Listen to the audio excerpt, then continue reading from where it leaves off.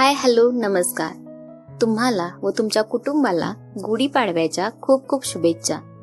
सकाळी लवकर उठले आणि सगळ्यात आधी उंबऱ्याला हळदीचा लेप लावला. आपल्या परंपरेत प्रत्येक शुभ गोष्टीची सुरुवात पवित्रतेनेच होते. थंड सकाळ, मंद वारा आणि सणाची ती प्रसन्न भावना मन अगदी आनंदाने भरून गेलं. त्यानंतर पूजेसाठी लागणारे आंब्याचे डहाळे आणि फुले तोडून आणली. ताज्या फुलांचा सुगंध म्हणजे सणाची पहिली चाहूलच. मेघाने त्या फुलांच्या सुंदर माळा बनवल्या. घरात जिकडे तिकडे सणाचं वातावरण तयार झालं होतं. मम्मीने गुढीची तयारी सुरू केली. गुढीला विभूती, हळद कुंकू लावलं आणि आंब्याचे डहाळे प्रेमाने बांधले. मम्मी आणि मेघाने दाराला तोरण बांधलं. जणू सुख, समृद्धी आणि आनंदाचं स्वागत केलं. त्यानंतर सुंदर अशी रांगोळीही काढली आणि मग आला सगळ्यात खास क्षण.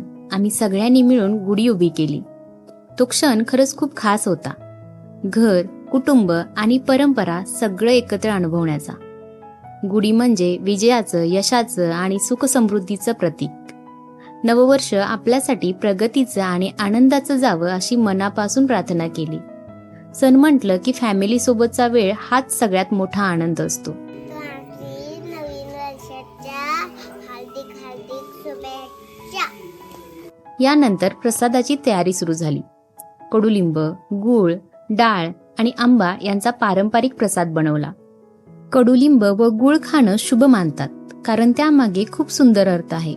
जीवनात गोड, तिखट, कडू असे सर्व अनुभव स्वीकारत पुढे जात राहायचं. हा खास प्रसाद विजयने बनवला आणि आज मी खास खुसखुशीत पोळ्याही बनवल्या. हो, मी सुगरण आहे बरं का. पूजा झाल्यावर आम्ही सगळे एकत्र बसलो. घरचं जेवण आणि कुटुंबाची साथ हाच खरा आनंद असतो, नाही का?